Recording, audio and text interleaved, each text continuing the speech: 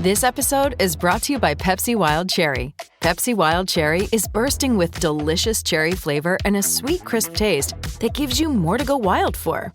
Getting wild may look different these days, but whether it's opting for a solo Friday binge watch or a big night out, everyone can indulge in their wild side with Pepsi Wild Cherry. Also available in Zero Sugar. So grab a Pepsi Wild Cherry and get wild. Introducing Royal Caribbean's newest ship, Icon of the Seas, the ultimate family vacation. The ultimate 6 slides, 8 neighborhoods, 0 compromise vacation. The ultimate never done that, can't wait to do it vacation. The ultimate chillin' by a different pool every day of the week vacation. This is the Icon of Vacations. Icon of the Seas, arriving in 2024. Book today. Come seek the Royal Caribbean. Ships Registry, Bahamas.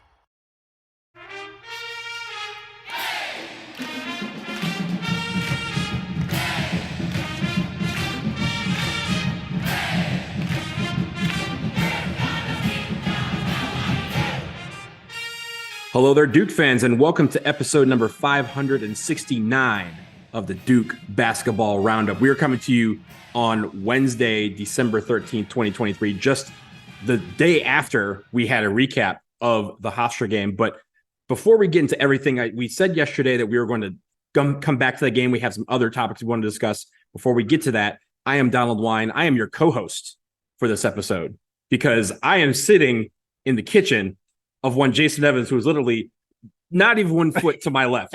Jason, you're hosting. Right, yes. You're hosting the episode. I'm hosting you. Right. Here in Atlanta, yes, in my kitchen. We're sharing a microphone. This is, I think this is, we've done this a couple times. To me, the one I think I remember the most is in the parking lot after the Duke Alabama game. A few seasons ago in football. And then the other one I remember was one time we did it in Sam's apartment at Duke. In Durham, yeah. Yeah, in Durham. And that was another one where we were sort of trying to be around the same microphone. I think it didn't quite work that well or something like that. Well, there was 3 of us. Yeah. And there was one mic. It's just like, we now know what Duke basketball feels like. There was one basketball, there was one mic. We had to share. Exactly. Also, you hear in the background, Cameron. I've gotten to meet Cameron for the first time. Cameron is as lovely and as sweet as you have heard on some of these episodes. You know, he hasn't barked on an episode in a while. It's Not been, yet. If you go happening. Right. If you go back to the 2015, 2016 season, Cameron showed up on almost every episode. And actually, I've got some pool guys around the house right now. And if they walk by in a minute, you will hear Cameron barking. That's just how it rolls with him. Cameron is just reacting to our coverage of the Duke game against Hofstra. So we're going to get into that. As we mentioned, we did a partial recap last night. It was let's say 75%. Yeah. But we wanted some other things that we wanted to cover. We're going to go back in. I know a lot of you sent in headlines for this game, and we didn't get a chance to get to them in our immediate recap last night. So, Jason, I know you pulled a few of those. I did. Tell us what we got. I did. I'll tell you the one that I like. I think I like this one the best of all of them. Josh Dilley sent us this one. And people, you have to listen to the way I pronounce it. His headline was Jawin Boakes, because he said there's no L's associated with that man. He was very impressed with the play of Jalen Blakes, but he has renamed him Jawin Boakes. I don't know if that comes across accurately on the podcast the way it does in written copy, but I love that one. Chris Bynum gave us Killer Kyle Can's quartet of triples. Woo! It's not easy to say fast. Tom Wildermuth, one of our best emailers, gave us old school ball, new look Devils. And I think that's one of the big themes coming out of this game is that people feel like the way Duke attacked things, the way they played was different than what they've done in the past. And that, I think a lot of us are hoping that this is, a new page, a new leaf for the Blue Devils. Jared Strauss gave us passing fancy. Duke takes pride in piling up the assists. I like that one. Chuck Westmoreland. Duke shows pride and made off with an impressive home win against Hofstra. Now, here's why Chuck's was so brilliant. Duke shows pride and made off with impressive win. Bernie Madoff is the most famous alumnus, probably, of Hofstra University.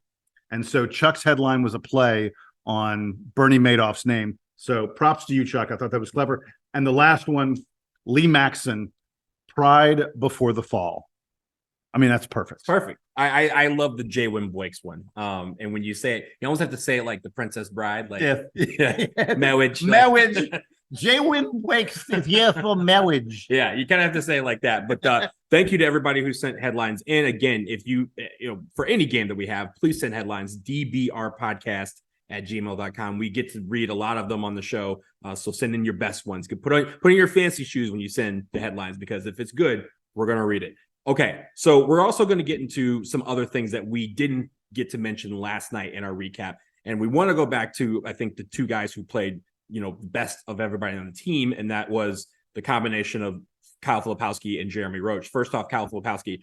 Everyone listened to the recap and still didn't put a play on Flipple Double. So I'm claiming that as the best one of the week. That's the player of the week, Flipple Double. But I think when it comes to Kyle Filipowski, we have so much we want to talk about with him, because his play was, for me, it felt like it was the best he's played all year.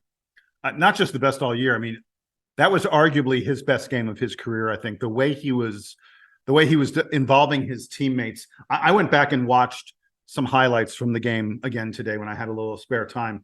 And I want to, I have to caveat this. I'm not saying that he is Nikola Jokic, but some of his passes, some of the ways that he was directing teammates with his eyes, like I noticed his eyes, his shoulder, his head. There were a couple times that he was like directing traffic with his body. And that's a very Jokic-esque kind of thing to do. And also just how decisive he was with the passes really impressed me. There were a number of them where he made just lightning quick decisions. Like he knew before the ball came to him how the defense was going to react and how he was going to relocate the ball because of that reaction. And it resulted in wide open threes and dunks for Duke again and again and again. Look, for weeks, Donald, I have been talking about how hard Duke has to work to score. It has been, to me, one of the biggest disappointments this season has been that the Blue Devils just can't seem to get easy shots. I mean, for the most part, we just send Kyle Filipowski or Jeremy Roach into like a 1-on-3 situation and hope that those incredibly talented players are able to score anyway. But that's not a plan of attack long term. It's not sustainable. It's not sustainable.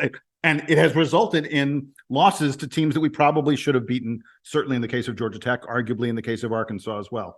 I can accept Arizona, but those other losses, these are teams that Duke is better than both of those teams. And it was such a relief for me to see this team figure out a way to make life easier on themselves. That is the key. If we continue to do that, this Duke team will succeed. Okay, one thing about Flip, or two things about Flip, really. The first one, you mentioned the passing, the Nikola Jokic-esque type of passing. There was that one play in the first half, very early on in the game, where you could tell that he was in his bag. He had a play where he had just come down to hit a three, and I think the play before that, he came down and hit a layup. So he's already sitting on 5 points. He gets into the lane in the middle of the paint, basically right at the restricted area. And I think it was Jeremy Roach saw him and saw that he was wide open and started to pass him the ball. And Flip, who again is like 5 feet from the rim, just volleyball swats it to Jared McCain in the corner. That's the touch pass I was talking about. Yes, it was just like a set. And as soon as Jared McCain shot it, me and my best friend were like, well, that's going in. Like, because it was so pure. And even like Jared McCain caught it in rhythm. And you can even tell for him, like he shot it. He almost did a Steph Curry. He almost shot it and like pointed at as it was going through. But like it was so fluid. And it was just like when he did it, it was like, man, he literally passed up a 4-foot bucket for a 3-pointer that was also wide open, all because he knew how the defense was going to kind of collapse on him. And he was able to relocate. I thought that was great. I think the other thing about Kyle Filipowski that I saw last night that I have not seen yet this year is that, like, for lack of a better word, like his attitude, like the way he approached the game felt more comfortable. It felt like for this year, even, we've talked about how he's been very uncomfortable, it seems like at times, playing the 5. Last night was the first time I thought he felt comfortable in that position, being the tallest guy on the floor, getting the ball in positions where he knew guys were going to collapse and knowing how to react to that in a way that would, again, allow him to score points, get to the free throw line, or pass for an easier bucket. So I thought he played well last night. And I also thought, he didn't let things get to him like he has so far in the season. And because of that, we saw the production. He was able to be within himself. And even, he could have had 30 points. If he doesn't volleyball swat it to Jeremy Kane in the corner, maybe he has 30 points or 31 points. But because of that, we got 3 points on possession instead of 2. And because of that, we stretched the lead even further. Yeah, look, so I want to move to Jeremy Roach really quickly because we mentioned last night he also had 8 assists. And we talked about how impressive it is that both of our stars picked up 8 assists each where they got their teammates involved. We did not mention, unless I missed it, Donald, he had 8 assists. Jeremy Roach, 8 assists with 0 turnovers. We said 8 assists, but we failed to regard the 0 turnovers, which that's pretty sure I did the math. That limit does not exist. Yeah, that's unbelievably impressive. By the way, in his last 4 games, Jeremy Roach has 19 assists and just 2 turnovers. 9.5 assist to turnover, 9.5 to 1 assist to turnover ratio. A little bit later, I'm going to be talking about some of the guys in this team who I feel like haven't really elevated their play this season the way we thought, and how that's been a problem for Duke. I am not going to use those words about Jeremy Roach at all. Jeremy Roach, to me, is having the kind of senior season that you dream about.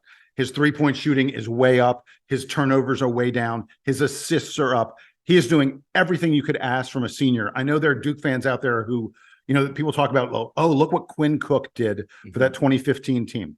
I don't know that this team's going to end up cutting down the nets, but I guarantee you that if they do, we will be talking about Jeremy Roach in those same hushed tones that we talk about Quinn Cook. Quinn Cook is a beloved figure, and Jeremy Roach is on the verge of doing that, especially with his play this year. I think the one thing about Jeremy Roach that has improved is that killer instinct that he would have during the postseason, when we had postseason Jeremy Roach, that has shown up this year throughout the year, and it's not in the regular season, that he's reserving for March. And I think that's part of what has elevated his game. Like you said, he's shooting almost 50% from 3.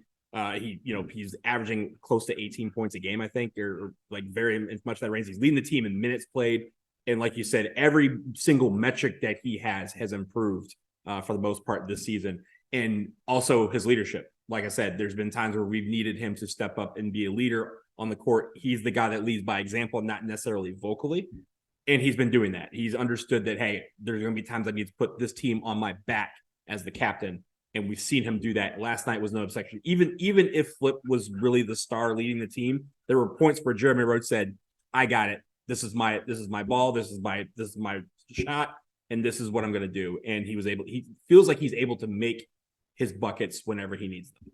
Last good thing I have from that Hofstra game is a stat that was sent to me by the Duke Sports Information Department.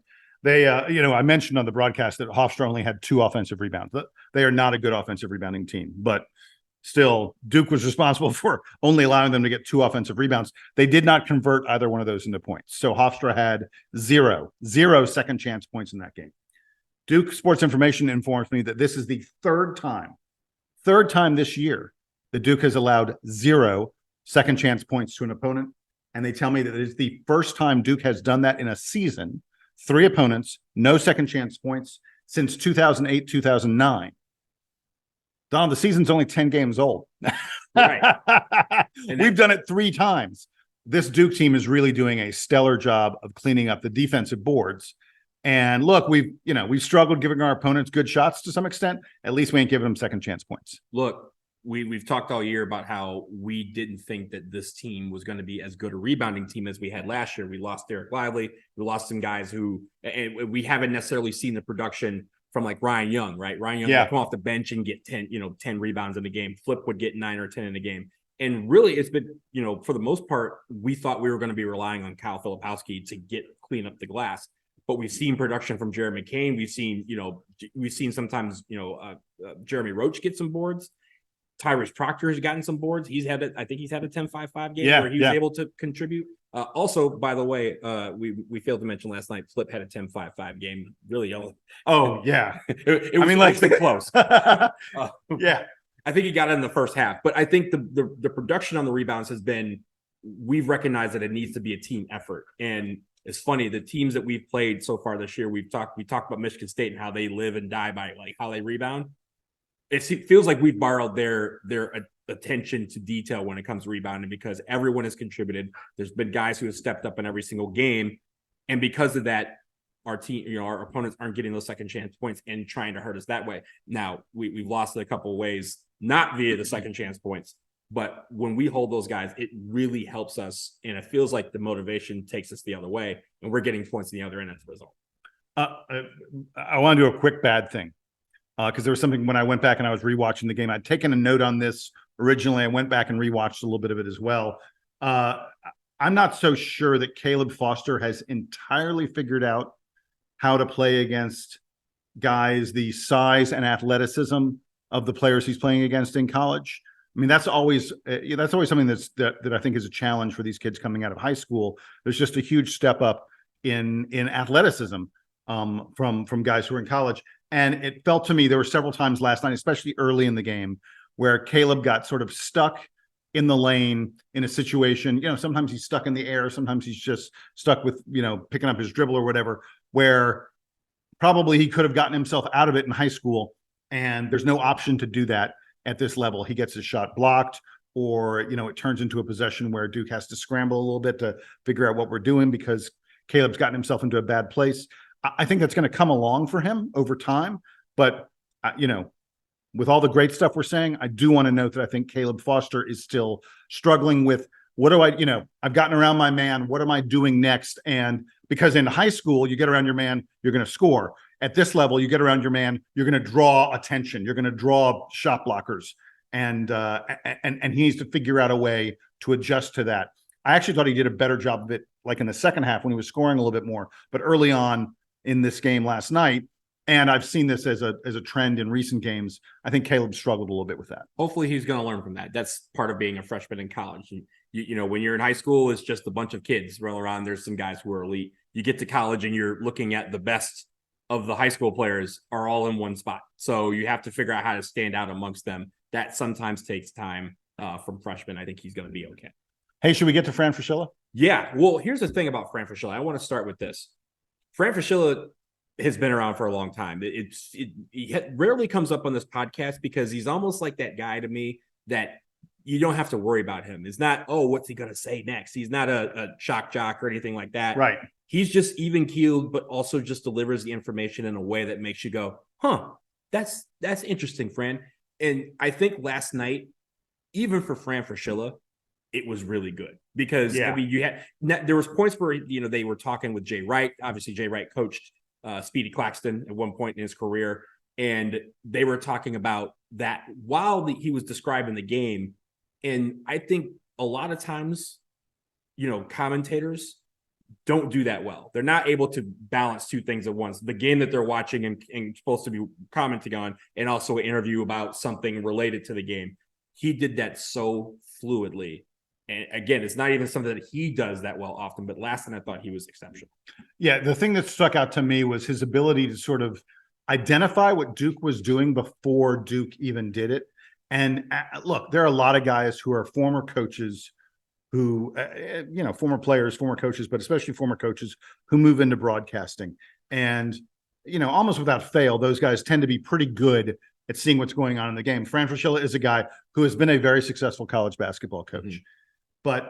But the ability not just to see it, but to be able to articulate it to the audience, to me, I think is something special. And I'm not saying he's like the best analyst out there, but there were a number of times last night, his analysis of what Mark Mitchell was doing on some of these plays was really advanced, opened my eyes to some of the ways Duke was using Mark Mitchell. He certainly had a lot to say about Kyle Filipowski. And then he had the greatest moment of the night, which was with 12 minutes left in the second half. They were telling a story about Jeremy Roach. And he said, it's why while Duke had the ball, Duke has about a 20-point lead. We're into story time. We're not necessarily paying attention. And a pass comes out to Jeremy Roach. And Fran Friscilla says, I'm going to tell you a story about Jeremy in just a second after he makes his three. After he makes this shot. The ball hadn't even left his hands yet. Uh-huh. He was just like, Fran Friscilla was like, it's going in. Like, I'm going to pause. He's going to, and Roach, of course, drained it. But it was also like, once he said that, there was a pause, not just in him speaking, but even like in the crowd. You know how you have that pause right before as a three is entering the air, and then you might have that murmur of like a three. it was just like, wait, after he makes this shot, boom, and then everyone just goes nuts. He's like, I almost wanted him to be like, see, told you, see, after he made the see. Now, anyway, back to the story, and he just kept going. It was great. That was hysterical. I love that.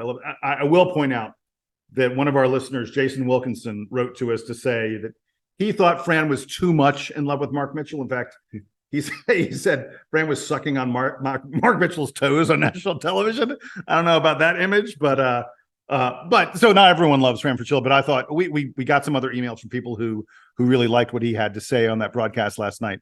I for one, there are not a lot of announcers that I'm like, oh, I'll tune in to hear that guy. I'm not sure I'm there yet with Fran Friscilla, but I'm getting close. Look, for the person who emailed about Mark Mitchell, never, ever, ever, ever, ever, ever be mad at any commentator who loves to ride a player from our team.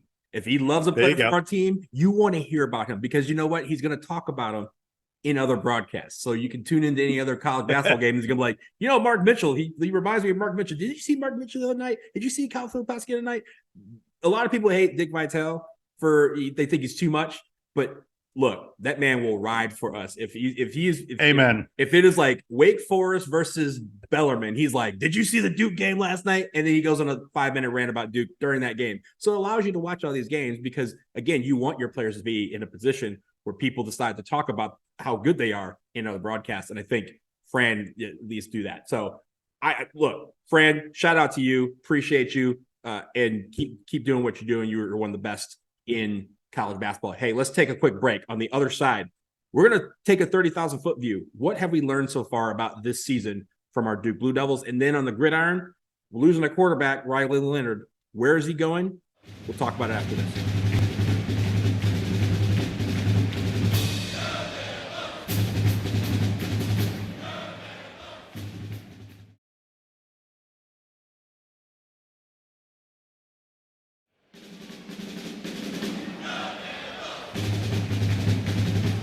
All right, ladies and gentlemen, we are back, and now it's time to take the 30,000 foot view. We are going into the clouds for this one. We're taking a look at this season so far, and both Jason and I have one thing that we want to talk about this season, whether it be good or bad, about what has happened so far this year. What have we seen? What have we learned from our 2023-24 Duke Blue Devils? Jason, I'm going to let you go first because I know you want to start with something that I think we've been discussing on this podcast quite a bit, and now we have to just put it out there. Yeah, and I will freely admit that what I had, my theory, so to speak, that I'm going to talk about in a moment, was busted a little bit last night. Right. Because Duke played really, really well. And honestly, the thing I was looking at was sort of why isn't this team playing better? Why are they struggling a little bit?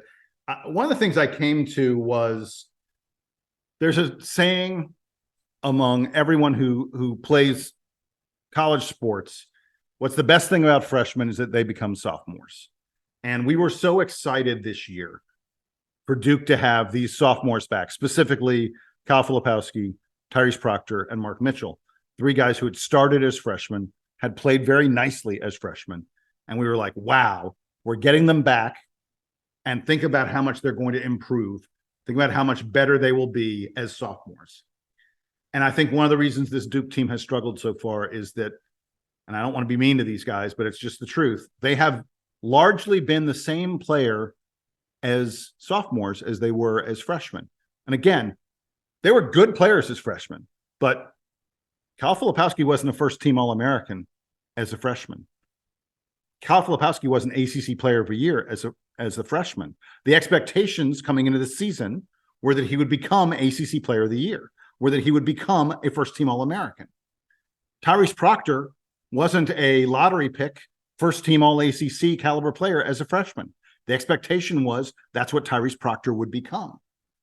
And we just haven't really seen it yet. And as a result, because these guys don't seem to have like a lot of new tricks in their bag, and again, last night and Kyle Filipowski unveiling the, Nikola Jokic like passing flies in the face of what I'm saying. But the previous 9 games, we really hadn't seen new stuff from these guys. They hadn't really added stuff to their repertoire. Tyrese Proctor still struggled to get around the guys who were guarding him. Kyle Filipowski still struggled with his outside shot.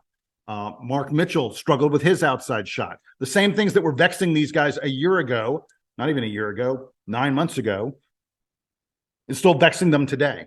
And I think that was one of the major reasons that this Duke team was struggling. I mean, if you think about it, we were largely the same team as last year, except minus Derek Lively's rim protection, but with some added freshman guards. That was really, if you look at this Duke team, that's what they are. Mm-hmm. They're the same team as a year ago, minus Lively and Whitehead, minus Lively, plus a couple highly touted but super inconsistent freshman guards. Well, that team, you tell me that last year's Duke, minus their great rim protector, but adding a couple inconsistent players, is going to be a national title contender? No, it's probably not. But that's what we've seen from Duke so far this year. That's one reason why I loved what we saw last night. Now, I want you, go ahead, comment, tell me if you agree, disagree, and then I've got a bunch of stats that kind of back up some of what I'm talking about. Well, it's funny because I think when we were discussing this topic, I was thinking about what the season has been like so far. And caveat with this, we are kind of fortunate, right? This team is 7-3. There are a lot of teams who are not 7-3 and ranked in the top 20 in the country. But when you talk about expectations, we placed high expectations on this team. Everyone else did as well, and they haven't quite lived up to those high expectations just yet. And I think there's one reason for it, and it ties into sort of what you're saying. And I think that reason is the only consistency has been inconsistency. Everyone on this team at some point, for better or worse, has been inconsistent at times throughout the year, and you're not getting steady play from that many players. We've talked about Jeremy Roach. Even Jeremy Roach has had some inconsistent moments. Yeah. But it's one of those things where this team has not found the consistency yet. And we thought they would at this point. And the issue is those big time games that we talked about. Those are two of those games. We Michigan State, I thought we played pretty well. But against Arizona and against Arkansas, those two big time games, one at home, one on the road, we didn't get that consistency from players. We had some players that failed to show up. Michigan State, we even had some players that didn't show up, but we had Caleb Foster, have a breakout game. Yeah. But again, the next game, he goes back to having like 2 points. So it's that inconsistency we thought was going to lie on a freshman, because freshmen do that. And that's something you can kind of tolerate. But when it's in the upperclassmen that we were so excited to have back, that's when it becomes problematic, because it permeates throughout the whole team. Even, our bench production, one game is really good, the next game is not. So 3-point shooting, one game is great, the next game it's not. Free throws, one game is really, really good, the next we're missing, 10 free throws. So it's that all that consistency leads to us having to fight to do the easy. And we talked about making life easier on ourselves. That's a part of it. Being consistent in what you do, building off of the successes that you have. Cameron agrees with me.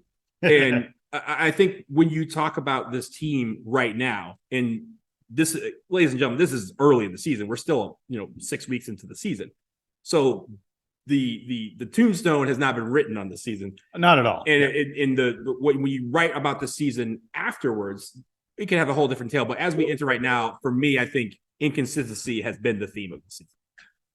So let me give you some stats to back up some of what I'm talking about. As my dog Cameron just is going crazy right now, but we're going to fight through it. Tyrese Proctor. Everyone thought we were going to get the Tyrese that progressed throughout last year. Like if you look at his stats month over month, his best month was March. Mm-hmm. And the theory was, he's going to keep on getting better. His stats in March versus this season are almost identical on everything except 3-pointers. Like in March, he was 11.2 points per game, shot 41% on his threes, 42% on all his field goals. This year, if you take out the Georgia Tech game, I reprogrammed his stats to remove the Georgia Tech game. He's 11.7 points per game compared to 11.2. He's, by the way, he was 5 assists per game last March. He's 5.1 assists per game this year compared to 5. He's 44% of his field goals compared to 42%. These numbers are all the same. They just haven't gotten any better. And the last one, like I said, is 3-pointers. He was 41% on threes last March. He's worse this year. He's only 32% on threes so far this season. So the expectation was we would get a Tyrese Proctor that grew, and we haven't. Kyle Filipowski. If you, again, I prepared this thought before last night's game, minus last night's game. Again, his stats, his points, his rebounds, his assists, his blocks, all of them look almost identical to last year. Now, when you factor in last night's game, his points per game go up like almost a point, and his assists go up a half, and his rebounds go up by a half a point. So they look a little bit better now. But that, I want to see if that's one game or if that's a more consistent trend. And then Mark Mitchell is the one to me that is really frustrating this year.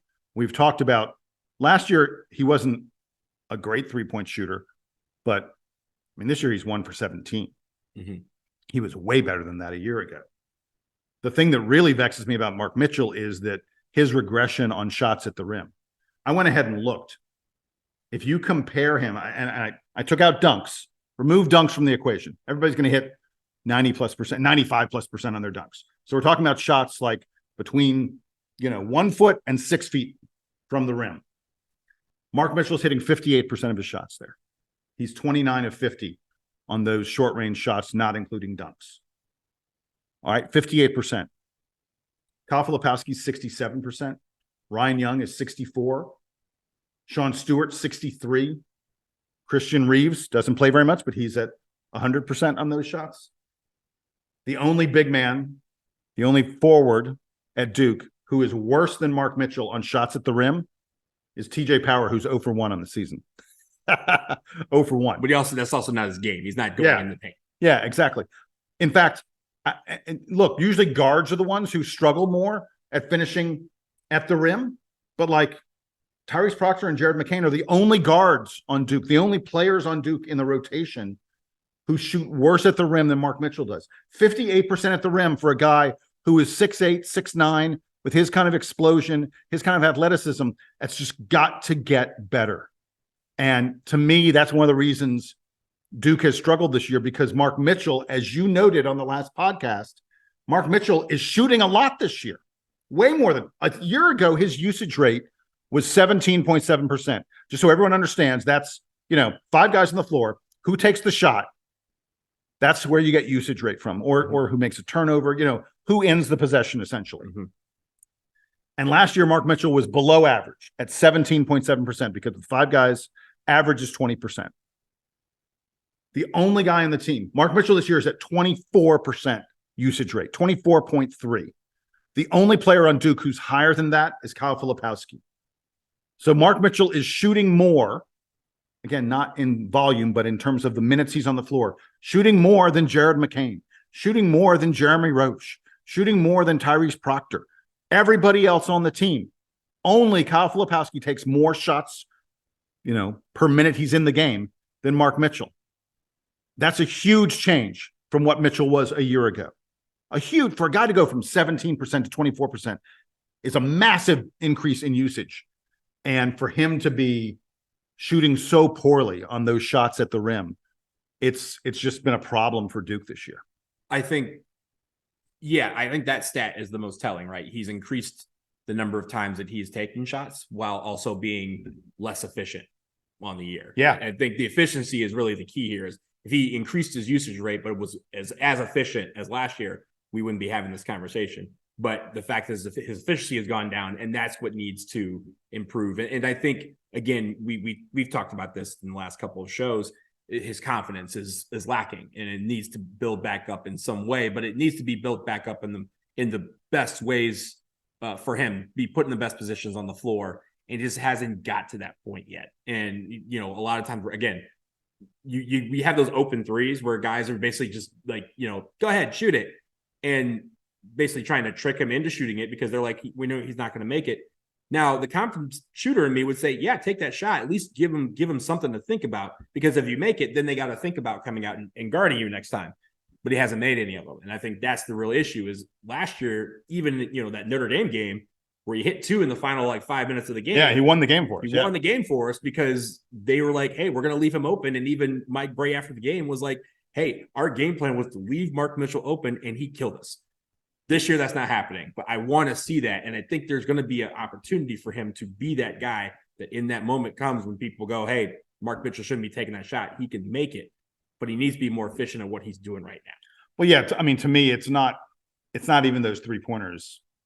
Yes, it'd be great, and he needs to start hitting those. And the fact that he's still taking them with confidence, and that John Shire isn't sitting him down the moment he takes one, says to me that he's hitting them in practice, and the team is confident with him taking that shot, even though he is an abysmal 1 for 17. Yeah, he's not, some guys take a shot and they know it's a bad shot and they look towards the bench to see if anyone gets up and runs to the scorer's table. Mark Mitchell's not doing that. Anytime there's a shot taken, no matter where it is on the floor, he's not looking to see if somebody is coming to check in for him. He's doing that and maybe looking to see what the next play is defensively or the next play offensively is. But the confidence is there to take the shot. It just feels like when he misses the first one, that confidence goes away very quickly. Yeah, and I was going to follow by saying, to me, it's not the 3-pointers that matter as much as it is, again, these shots at the rim. The bunnies, yeah. Yeah, that it's not even that, they're bunnies. They are contested. I mean, Mark Mitchell is, if they're uncontested, he's dunking it. Mm-hmm. And I think I looked at the stats, and he's perfect on dunks this year. Which, by the way, it's not easy to do. You'll usually get at least you'll miss one. Yeah, you'll miss one. You'll get one of them blocked or something like that. But the other shots, those other shots he's trying to finish inside. And again, we talked about this last night. He was just 5 of 13, and all 13. I checked the shot chart. All 13 of his shots were taken essentially at the rim, which is inside of 5 or 6 feet. And to go 5 for 13 inside of 5 or 6 feet, a friend of mine wrote, somehow Mark Mitchell's figured out that when he's 1 foot from the basket, he's somehow shooting the ball 2 feet. Yeah, that's a problem. Yeah, I hope the confidence builds in him over this break. I think this is a nice little 8 days where they can take exams, get their mind off things. We'll have the game against Baylor. That'll be, the final non-conference test that we have. Then they have the Christmas break, and maybe that's a way for him to recalibrate along with the rest of the team as far as building that consistency that we're definitely going to need when the ACC season arrives. We're going to leave it there on the basketball. We're going to switch finally to football. A couple of weeks ago, in the aftermath of Mike Elko heading to Texas A&M, a few guys had entered the portal. First of all, I do want to note, before we get to the guy who is leaving, I do want to note that Jaquez Moore entered the portal and then decided to remove his name from the portal. He is staying at Duke. I believe he is playing in the bowl game, which is a big, big boost to our chances there, because before that, we didn't. Our top 3 runners were all in the portal. And so him coming back is a very big, very, very good sign for Duke. So I'm really happy about that. We are here to talk about Riley Leonard. Riley Leonard announced that he was entering the portal a couple of weeks ago.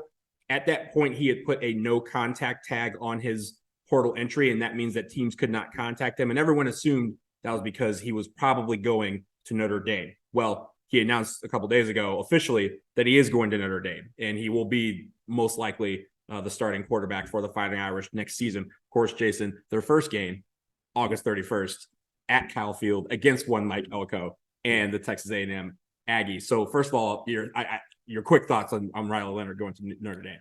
Look, I know there are a lot of Duke fans who are very upset and angry about this. I mean, there are people out there who feel betrayed. I just can't get there on it. Riley Leonard gave 3 years to Duke. We would, in an ideal world, he would give us 4 years, but I'll take 3.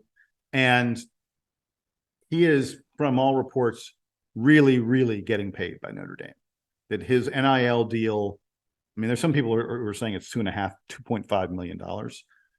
I don't know that any of us know. I think that may be just pure conjecture, but it's not outrageous to think that Riley Leonard is making more than a fair number of guys in the NFL next year for his NIL deal. And by the way, right before he announced for Notre Dame, I noticed that Gillette, the shaving company, had signed Riley Leonard to a NIL deal, and he cut a commercial for them. Which is funny because that man does not have any facial hair on his face. Right. No, it is. I agree. Maybe it's because of Gillette. Maybe. It's right. But the moment I saw he signed that, that's a big national advertising campaign that he's a part of. I was like, well, he's not coming back. There's no way Gillette signed him up with the expectation that he was going to play for Duke. No offense to Duke, but Notre Dame football is a higher profile situation than Duke is. And I think that part of him getting that deal from Gillette, which is probably also very lucrative, was the knowledge that he's going to be on national television on NBC. I don't know how 6 or 7. Yeah, however many games it is, that virtually every one of his games, because Notre Dame, when they're not on NBC, they're on some other that he was going to be a prominent figure in college football next season, sort of the same way Sam Hartman was this year for Notre Dame after transferring over from Wake Forest. Again, my bottom line, I can't be that upset about it. Young man, go get your money. There's no guarantee that Riley Leonard's going to make big money in the NFL. He still has things to prove. He still has things to work on and improve to become a surefire NFL draft pick and get a big contract from the league. So if you can get it right now while you're still in college, go ahead. I wish he could get it at Duke. That'd be nice, but I don't know that he can in football. But by the way, for everyone who's furious and upset and all that other kind of stuff, Duke does the same thing in basketball to some extent. Believe me, we don't know all the details about it, and we're not here to talk about it and speculate on it. But one of the reasons Duke gets all the number one recruiting classes is because we have good, lucrative NIL deals that our guys are able to get. One of the reasons Duke gets a Ryan Young or a Theo John to come and transfer is because coming and playing for Duke, those guys could have played another year at the schools they'd been at. Coming and playing for Duke is a little more lucrative. So it cuts both ways. First of all, I think it's very funny that if the $2.5 million deal is, as reported, is true, he'll be making more than Shohei Ohtani next year. But that to me is funny. But I do think, first of all, when we think about Riley Leonard in my mind was not going to be a Duke Blue Devil next year. My thought was at the beginning of this season is that he was going to go to the NFL, right, and we were going to lose him to the NFL. So we're losing him to Notre Dame, but we're not really losing him because, again, like you said, he gave us 3 years. He represented the Duke Blue very, very well. He was, he's going to live on as one of the great quarterbacks that we've had in our program's history.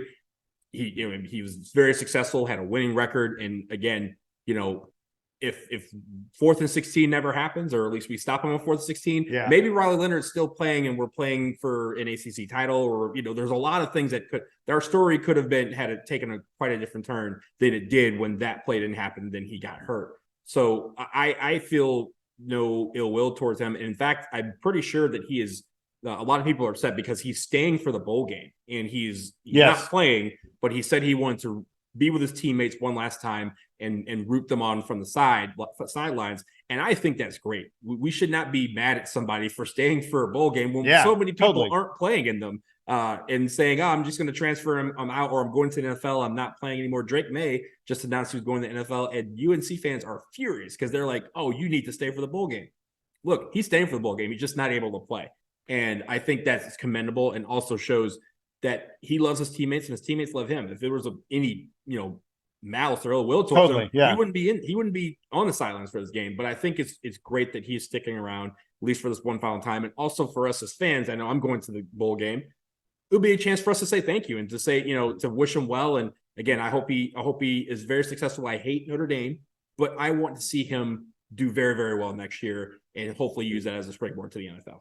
Yeah, I got nothing more to add than that. The last thing I'll say is that when I think about Riley Leonard, I'm going to remember a number of incredible plays that he made in a Duke uniform. I'm going to remember the guy who kind of came out of nowhere. Look, it wasn't even a sure thing a year ago that he was going to be the starting quarterback. And he turned into a guy who gave us one really great season, another very, very good season. In fact, arguably the first 6 games, through 4th and 16. That was as much fun, I think, as we've had as Duke fans since Steve Spurrier. Well, I guess probably the year we won the Coastal. Yeah. Actually, take that back. I apologize, David Cutcliffe. But in any event, I mean, my memories of Riley Leonard are not a guy who took the money, took the bag, and ran. My memories of Riley Leonard are his many, many great plays and the great success he had in a Duke uniform. And I think the most important thing to a lot of us is I'm pretty sure that he has earned enough credits to leave as a Duke graduate. So, and that's the most important thing for me is that he's basically taking a grad year in a sense to go to Notre Dame. And I'm told, just like Ryan Young did so to come here, Theo John, those guys, I'm totally happy with what he did. And also the way he has presented himself throughout this whole process. It's never been about necessarily him, even though he is, getting a big bag. it's been about, this journey that he's taken. And again, he's going to conclude that journey with his teammates. Well, and even if by the way, I'm not sure he's graduating. I haven't heard if he's graduating or not. I think he's close, but yeah. Yeah, even if he doesn't, he's leaving Duke as a stellar student athlete. He's a guy who's known for getting straight A's. And one of the enduring memories of Riley Leonard will be after we beat Clemson and he asked the coach for the extension. The professor, yeah. The professor, sorry, not the coach, the professor for the extension on the paper. One of the great, that was one of a fun moment and just fits the Duke reputation so nicely. That professor is going to be the reason that Riley Leonard leaves. I'm just joking. But no, we really wish him well, and we look forward to seeing him at least on the sidelines at the Birmingham Bowl in just a little over a week. We're going to leave it here, Jason, on episode 569 of the Duke Basketball Roundup. Thank you all for listening. Again, this is Jason. I am Donald, live from Jason's crib in sunny Atlanta. We are here, and again, we'll be back very soon. We have another game to preview next week. Baylor will be at the Garden. Yeah, we'll have a big preview. We'll have a big preview of that. Really quick, let me get. Yeah, everyone knows it, but I'm just going to say it now. That Baylor game is that's one of the bigger regular season games Duke has had in recent years.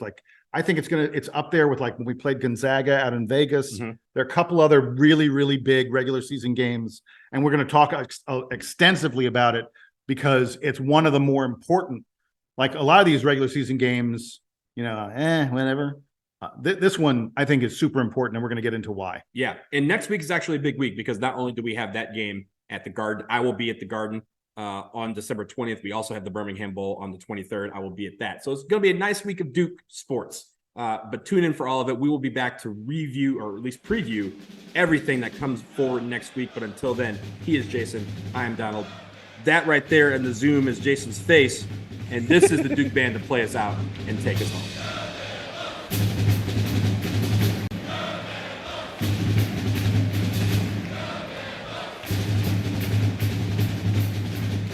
Yeah, the one thing about this is I can't mute the mic to clear my throat.